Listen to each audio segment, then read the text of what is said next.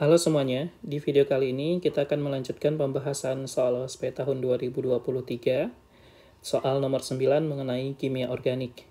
Oke, ini adalah video part terakhir ya. Kita langsung saja bahas. Senyawa A adalah senyawa yang banyak terkandung dalam sumber tanaman, di antaranya dari kulit batang kina dan biji kopi.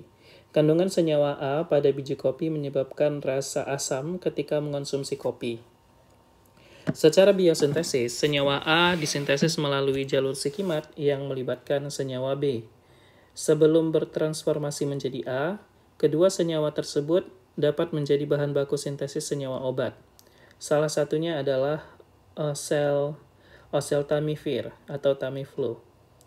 Pertanyaan-pertanyaan berikut berhubungan dengan kedua senyawa tersebut. Pertanyaan A, senyawa B memiliki titik-titik atom cekiral, jumlah stereoisomernya berapa, dan konfigurasi absolut pada C nomor 4 adalah, oke, kita fokus ke senyawa B. Senyawa B itu memiliki berapa atom cekiral? Mari kita lihat. Atom cekiral senyawa B di situ ada 3. Yang mana saja?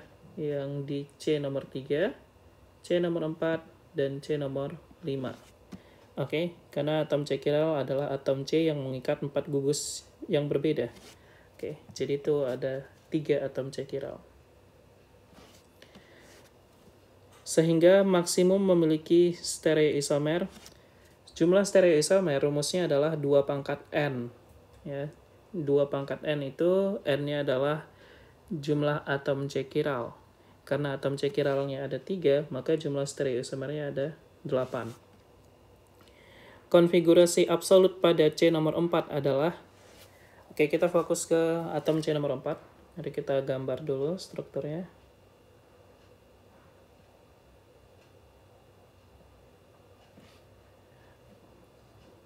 Oke, di atom C nomor 4, OH-nya menghadap ke belakang, berarti H-nya menghadap ke depan.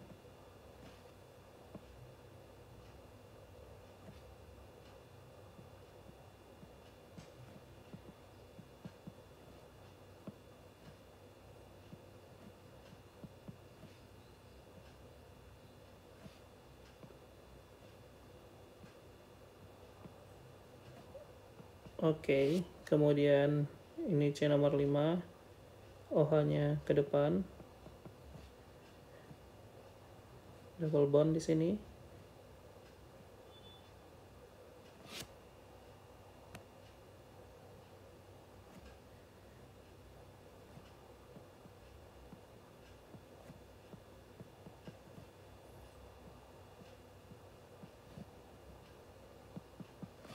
Oke.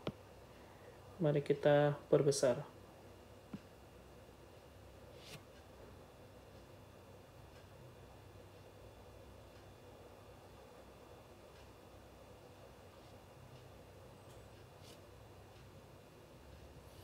Kita fokus ke atom C nomor 4 ya. Yang ini. Iya, atom C nomor 4 yang ini. Oke, perhatikan. Di situ kita mau menentukan prioritasnya terlebih dahulu. Kalau mau dituliskan dalam bentuk C juga tidak masalah. Jadi ini kita tuliskan aja karbonnya. Karbon, karbon, karbon, karbon, karbon. CH2. Kemudian yang di sini berarti H-nya ke belakang, OH-nya yang ke depan.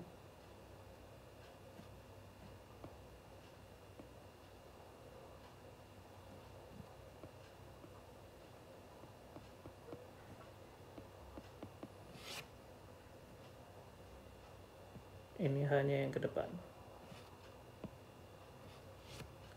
Oke, ini kalau mau lebih detail mengenai strukturnya. Oke, kemudian ini H.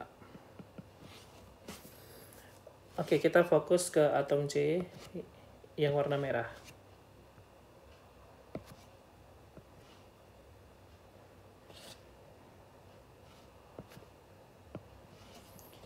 Oke. Atom C warna merah mengikat O, mengikat H, mengikat C di atas dan di kanan. Prioritas pertama adalah atom O. Prioritas itu ditentukan berdasarkan nomor atom ya. Oke, karena nomor atom O paling besar, maka dia prioritas pertama. Hidrogen prioritas terakhir tentunya. Kemudian prioritas keduanya adalah atom C yang mana nih? Kita lihat dulu atom C yang di atas mengikat apa aja. Atom C yang ini. Oke, dia mengikat atom H, atom O, dan atom C. Kemudian atom C yang di bawah sini, dia mengikat atom H, atom O, atom C. Jadi dalam hal itu, atom C-nya itu masih sama ya, karena gugus yang diikatnya sama. Maka kita lihat atom C yang berikutnya. Dia mengikat apa saja? Mengikat H dan C double bond C. Kalau double bond itu setara dengan mengikat dua atom C ya. Jadi H, C, C. Sedangkan atom C yang satunya, ya, dia mengikat apa saja di sini. Atom C yang ini mengikat H, C. Berarti prioritas keduanya adalah atom C yang di atas. Jadi kalau kita urutkan, ini prioritas pertama, ini prioritas kedua, ini prioritas ketiga, dan hidrogen prioritas keempat. Berarti urutan prioritasnya seperti ini. Searah, putaran, jarum jam. Nah, berarti kan konfigurasi absolutnya R, gitu kan ya. Nah, tetapi di sini kita lihat hidrogen itu di depan. Kalau gugus prioritas terakhir ada di depan, maka konfigurasi absolutnya harus kita balik. Jadi kalau di sini kita lihatnya R, maka konfigurasi absolut yang sebenarnya adalah S. Kenapa seperti itu? Karena kalau kita lihat dari arah depan gugus prioritas terakhir, itu seakan-akan kita melihat molekul tersebut dari arah belakang. Jadi kalau kita bayangkan, kalau kita melihat dari arah belakang, putarannya searah jarum jam, berarti kalau kita lihat dari depan, sebenarnya dia berlawanan arah putaran jarum jam. Seperti itu ya. Jadi konfigurasi absolutnya adalah S. Kita lanjut ke soal berikutnya.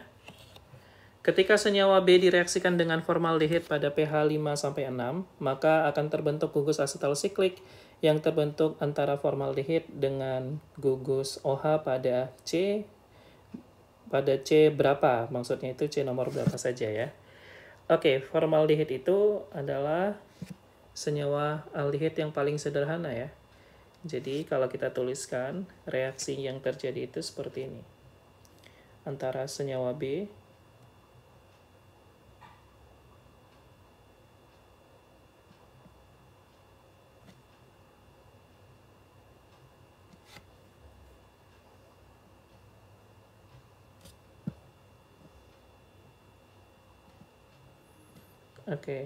senyawa B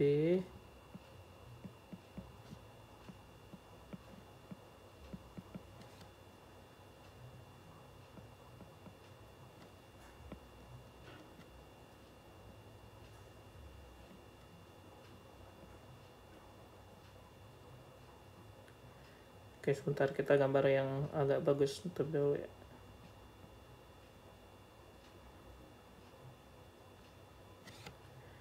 Oke.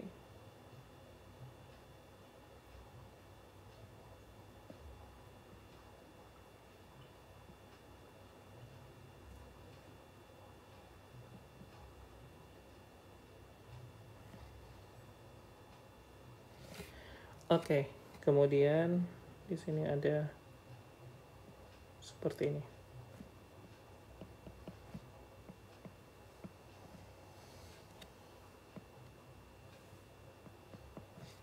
Oke, di sini tidak ada ya. Nah, seperti itu.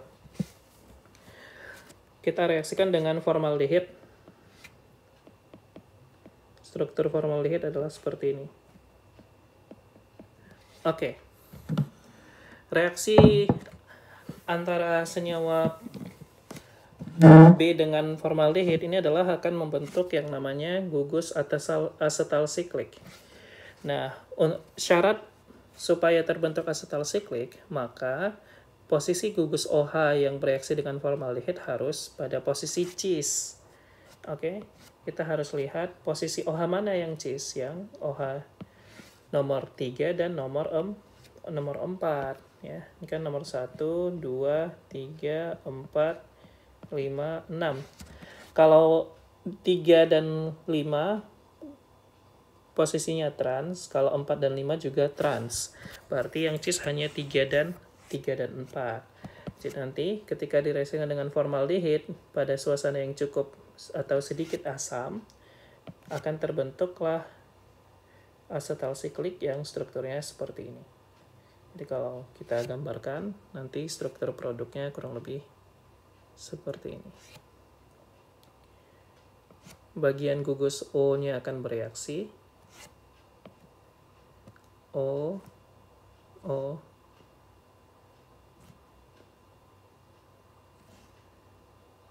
Nanti akan bereaksi dengan formaldehid. Jadi di sini adalah atom karbon yang mengikat 2 atom H. Nah, seperti itu. Itu namanya asetalsiklik. Jadi yang dimaksud dengan asetalsiklik itu adalah bagian yang di sini. Bagian yang di sini. Nah, itu namanya asetalsiklik. Oke, jadi jawabannya adalah 3 dan 4.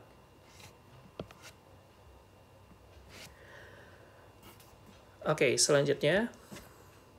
Ketika senyawa B direaksikan dengan benzil iodida berlebih dalam suasana basah, maka reaksi akan terjadi pada ketika kita punya senyawa B dan kita reaksikan dengan basah terlebih dahulu ya, dalam suasana basah, maka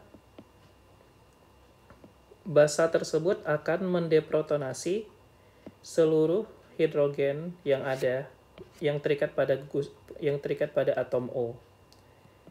Jadi gugus OH akan mengalami deprotonasi seperti ini.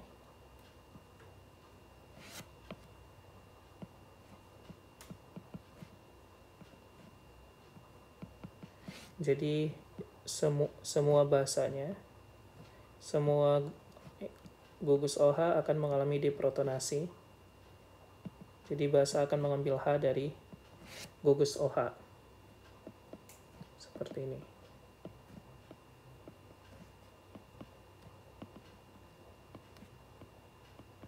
Sehingga nanti kita akan mendapatkan struktur seperti ini.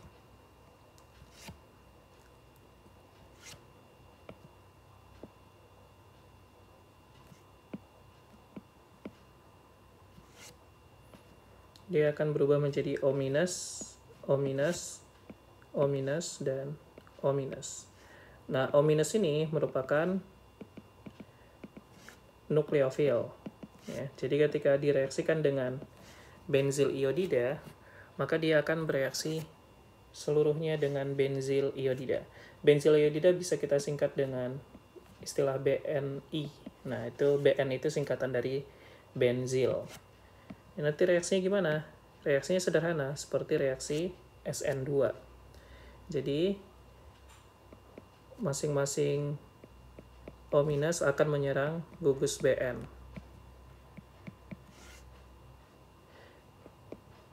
Gugus BN.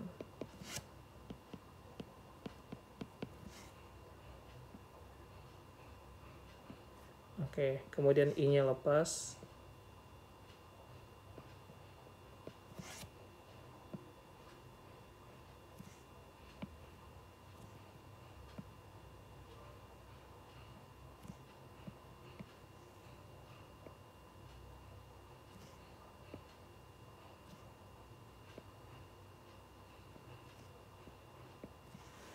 Oke, seperti itu. Sehingga nanti kita akan mendapatkan semua O-nya akan berikatan dengan BN. Strukturnya menjadi seperti ini.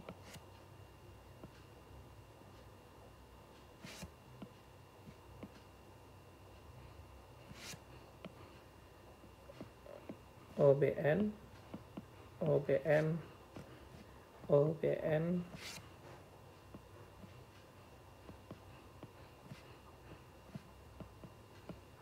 Oke, seperti itu. Jadi jawabannya adalah semua gugus OH dalam senyawa B, baik gugus alkohol dan gugus karboksilat akan bereaksi. Jadi jawabannya adalah C. Oke, selanjutnya.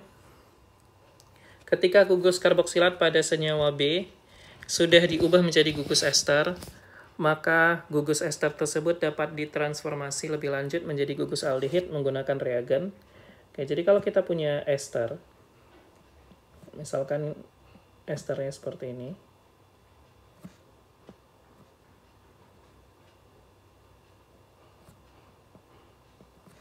Untuk mengubah ester menjadi aldehid, maka kita harus menggunakan reduktor.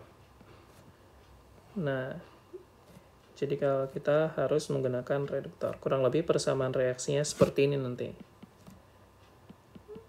Bagian OR aksennya menjadi alkohol. Kita tuliskan di bawah. Nah, kita harus pakai reduktor. Maka kita harus lihat yang A ini reduktor. Oke, jadi bisa jadi A itu masih mungkin gitu ya. Yang B, ZNHG itu ini juga reduktor. Nah, tetapi ini reagen B ini khusus untuk mereduksi C-karbonil menjadi CH2. Biasanya C-karbonil dari keton dan aldehid ya.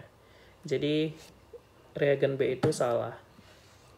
Reagen B itu tidak tepat untuk digunakan pada reaksi ini. Reagen A ini juga reduktor, tetapi dia hanya mereduksi aldehid dan keton saja. Jadi NaBH4 tidak cukup kuat untuk mereduksi ester menjadi alkohol. Kemudian LiAlHIBu 2 kali. Nah, ini namanya singkatannya DIBALH ya. Ini singkatan nama reagennya itu DIBALH. Dia dibah atau DIBALH. Nah, kayak gitu ya. Ini berfungsi untuk mereduksi ester menjadi aldehid. Mereduksi ester menjadi aldehid.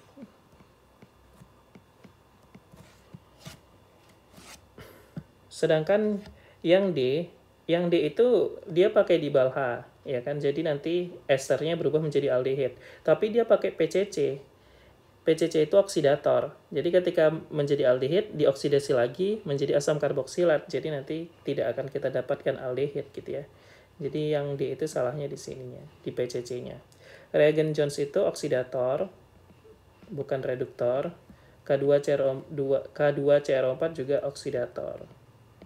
Sehingga jawaban yang tepat untuk soal ini adalah yang C. Oke, seperti itu. Kita lanjut ke soal berikutnya. Senyawa B dapat diperoleh melalui senyawa A melalui tahapan reaksi yang cukup panjang. Salah satunya adalah ketika senyawa metil ester A yang gugus hidroksinya pada atom C nomor 3, 4, dan 5 diubah menjadi gugus metoksi. Reagen yang tepat untuk transformasi tersebut adalah di sini memang pertanyaannya agak ambigu ya. Yang dimaksud tersebut itu maksudnya reaksi yang mana? Perubahan mengubah gugus hidroksi di senyawa A menjadi metoksi atau mengubah senyawa A yang sudah termetilasi menjadi B. Nah, sepertinya yang dimaksud ini adalah yang mengubah senyawa A yang sudah termetilasi menjadi B ya. Sepertinya. Oke. Karena dari pilihan reagen itu nggak ada reagen yang cocok untuk proses metilasi itu tidak ada. Oke. Jadi ketika senyawa A yang sudah termetilasi Termetilasi itu maksudnya gugus OH-nya itu sudah terproteksi oleh metil gitu ya. Jadi semua gugus OH-nya itu sudah, sebentar.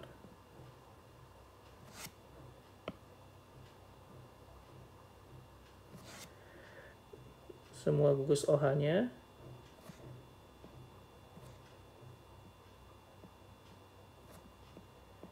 sudah diubah menjadi OCH3 ya, sudah termetilasi semua.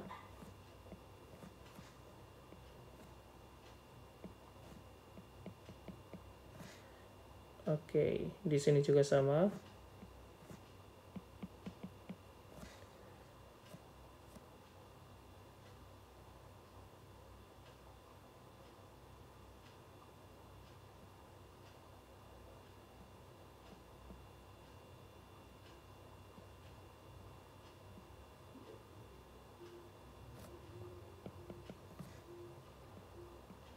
Oke, ini sudah termetilasi juga ya. Karena dia bilang metil ester ya kan? Metil ester dari senyawa A. Jadi di sini OCH3. Nah, yang belum termetilasi hanya OH di atom C nomor 1. Oke, jadi ketika ini mau diubah menjadi senyawa B itu bedanya dengan senyawa A adalah senyawa B itu memiliki double bond di C nomor 1 dan nomor 2.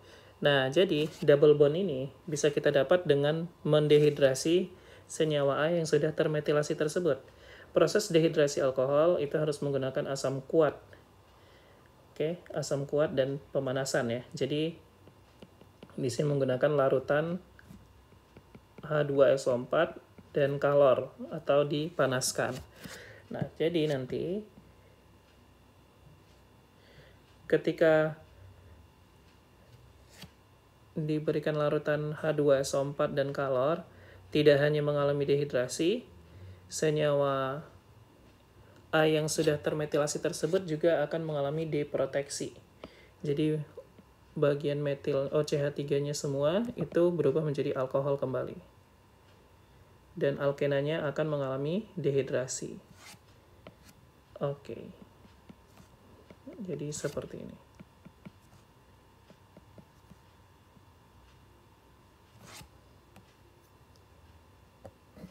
Oke. Jadi di sini dapat alkena.